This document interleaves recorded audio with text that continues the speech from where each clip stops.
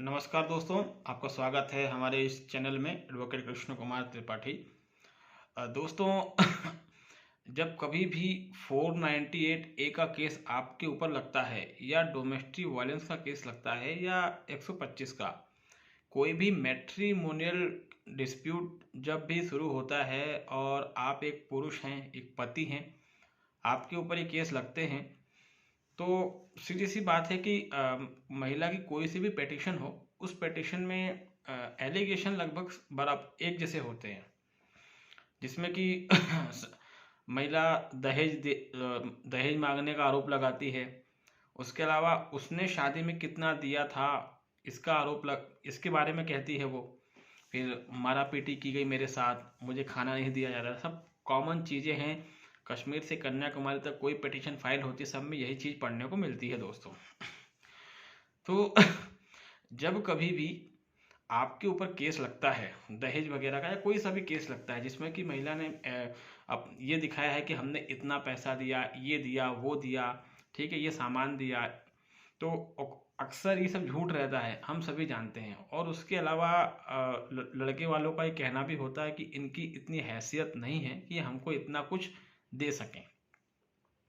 तो सीधी सी बात है दोस्तों कि ऐसे टाइम पे क्या करना चाहिए।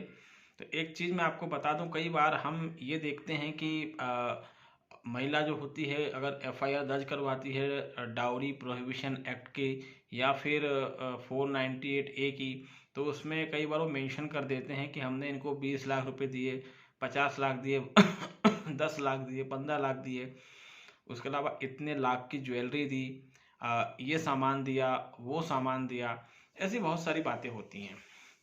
तो अगर आप कोई चीज़ ऐसा लगता है कि उसने जो है मतलब वो झूठ बोल रही है, उसने ऐसा कुछ नहीं किया है, तो इसके लिए कुछ ऐसे तरीके मैं आपको बताने जा रहा हूँ जिसका इस्तेमाल करके आप अपना बचाव कर सकते हैं और इन फ्यूचर अगर आप चाहें तो उसके ऊपर भी केस लगा सकते हैं। जब कभी भी कोई महिला ये आरोप लगाती है कि हमने इनको शादी में इतने लाख रुपए दिए या गाड़ी गिफ्ट करी या फिर गहने दिए, जो कुछ भी, और अक्सर लोगों का ये कहना रहता है कि इनकी इतनी हैसियत नहीं है कि ये सब दे सकें।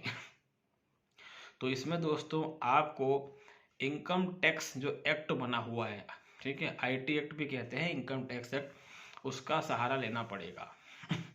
इनकम टैक्स एक्ट के मुताबिक कोई भी लेन देन जो किसी भी तरह का लेन देन अगर दो लोगों के बीच में होता है और वो लेन देन अगर 20,000 से ऊपर का है तो वो लेन देन नगद पैसों के साथ नहीं होगा। वो फिर आपको या तो आप ऑनलाइन ट्रांसफ़र करें या फिर अकाउंट से ट्रांसफ़र करें या फिर बाय चेक ट्रांसफ़र करें, लेकिन 20,000 से ऊपर का जो लेन देन है वो आप नगद नहीं कर सकते, ठीक है।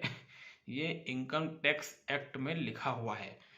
सेक्शन 69A आपको देखना पड़ेगा, सेक्शन 269SS ये आपको देखना पड़ेगा, section 271D income tax act, उसके ये सेक्शन आपको देखने पड़ेंगे। जब कभी भी कोई महिला आप पर, मतलब जो आपकी पत्नी है, वो एलिगेशंस लगाती है कि उसने इतना पैसा दिया, तो आपको इन्हीं सेक्शन का इस्तेमाल अपने केस में करना है। चाहे आपके ऊपर 125 सीआरपीसी का केस चल रहा हो, चाहे 498A का चल रहा हो, या फिर चाहे आपके ऊपर डोमेस्टिक वायलेंस का केस चल रहा हो।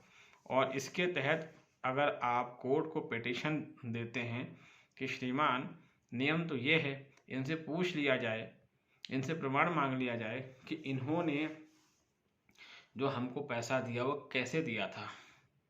अगर नगद दिया था तो ये तो अपराधी हैं, और अगर क्या कहते हैं ऑनलाइन ट्रांसफ़र किया, कोई चेक दिया, तो उसका ये सबूत दिखा दें, ठीक है। इस तरीके से दोस्तों ये लोग फंस जाएंगे, ठीक है। ये साधारण सी बात आपकी समझ में आई होगी, और इसमें आप फिर उनके ऊपर मुकदमा चलाने इनकम टैक्स से इंक्वायरी इत्यादि की पिटीशन कोर्ट में लगा सकते हैं। कोर्ट को झक मार के आदेश जारी करना पड़ेगा। पहली बात मेरे ये चीज़ आपको समझ में आ गई होगी। दूसरी बात दोस्तों ये कि जो सेक्शन 406 लगाया जाता है 406, जिसमें कि महिलाएं जो होती हैं वो स्त्री धन की बात करती हैं। और अक्सर कई लोगों ने हमको बताया, जो लोग महिला थाने जाते हैं या पुलिस स्टेशन जाते हैं, उन्होंने कहा कि सर पुलिस वाले ज़बरदस्ती हमसे साइन करवा लेते हैं और कहते हैं कि तुम स्त्री धन लेके आओ। हम डर के मारे लेके आ भी जाते हैं और उसको पूरा देने के बाद भी वो FIR में उसको जोड़ती है। तो दोस्तों एक चीज़ ध्यान रखें, पुलिस को ये अधिकार है ही नहीं कि धारा 406 के तहत वो आपके घर से महिला का सामान निकलवा सके। ठीक है, ये अधिकार सिर्फ कोर्ट को है और कोर्ट भी सभी परिस्थितियों को देखने के बाद इस नतीजे पर पहुंचती है। तो इन चीज़ों का ध्यान रखें।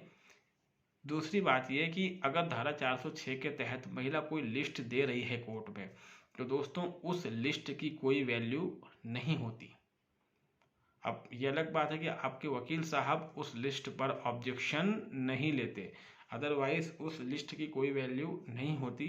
इसलिए नहीं होती दोस्तों कि अगर आप दहेज प्रतिषेध अधिनियम, डाउरी प्रोहिबिशन एक्ट, अगर उसको देखेंगे तो उसमें जो उसकी जो रूल का पार्ट है, नियम का पार्ट है, उसमें नियम 2 में साफ लिखा हुआ है कि अगर शादी होती है तो पति पत्नी उनको जो भी सामान उस समय गिफ्ट में मिला हुआ है या जो भी सामान उनके हक का है उसकी एक लिस्ट बनाएंगे। हस्बैंड भी बनाएगा, वाइफ भी बनाएगी और दोनों अपनी अपनी लिस्ट में साइन करेंगे और दोनों एक दूसरे की लिस्ट में भी साइन करेंगे।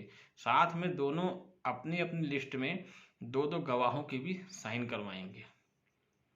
ठीक है, जब ऐसी प्रोसेस फॉलो होगी उसके बाद ही 406 का मुकदमा दर्ज हो सकता है, अगर महिला आरोप लगाए कि मेरा सामान इसने जब्त किया हुआ है, मेरा स्त्री धन इसने जब्त किया हुआ है। और अगर ऐसी लिस्ट महिला कोर्ट में पेश करती है तभी धारा 400 मुकदमे की कार्यवाही आगे बढ़ेगी 406 की। अगर उसकी लिस्ट ऐसी नहीं है, उसमें पति के साइन नहीं है, 2 गवाहों के साइन नहीं है, तो ऐसी लिस्ट की कोई वैल्यू नहीं है। और सभी केसों में यही हो रहा है कि महिलाएं जो हैं वो धारा 406 भी लगाती हैं, 498 जो पैकेज रहता है 498A, 323, 294, 506, 406, तो जो भी इसके तहत महिलाएं धारा लगाती हैं 406 की, उसमें स्त्री धन वगैरह का जिक्र कर देती हैं और कई बार स्त्री धन की आड़ में वो मेंटेन ज़्यादा मांगती हैं कि सर हमारा स्त्री धन हमको मिला नहीं है, मेरे गहने इसने रख लिए हैं, तो मेरे को 10-15 लाख ज़्यादा दिलवा दिया जाए। तो सीधी सी बात है कि 406 को आपको इस तरीके से खारिज करवाना है। क्लियर कट प्रोविज़न दे के रखा हुआ है कानून में, हम उसका इस्तेमाल नहीं करते हैं, जिसमें साफ कहा गया है कि दोनों एक दूसरे की लिस्ट में साइन करेंगे, उसके बाद ही वो लिस्ट जो है वो अप्रूव मानी जाएगी, सही मानी जाएगी। और उस लिस्ट की एक कॉपी जो है दोस्तों, उसकी सूची जो है वो इनकम टैक्स डिपार्टमेंट को ही भेजने का रूल बना हुआ है, लेकिन ऐसे कोई रूल फॉलो नहीं करता है। तो जब नहीं करता है तो केस तो खारिज होना ही है, क्योंकि कोर्ट जो है वो नियमों से चलती है। कोर्ट के लिए ऐसा नहीं है कि जज ये बोल रहे कि अरे कोई लिस्ट बनाता नहीं तो उसकी गलती है।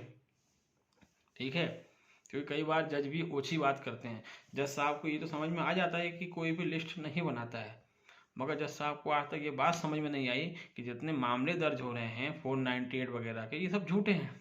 इस पे जज साहब जागरूक नहीं होंगे, बाकी चीज़ों में जागरूक हो जाएंगे।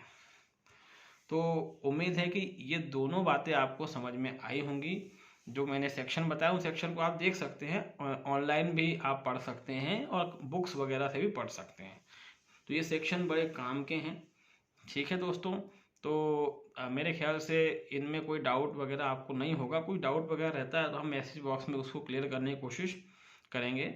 और अगर आप नए हैं हमारे चैनल में तो जिसको ज़रूर सब्सक्राइब करें, लाइक करें और शेयर करें दोस्तों। तब तक दोस्तों बहुत बहुत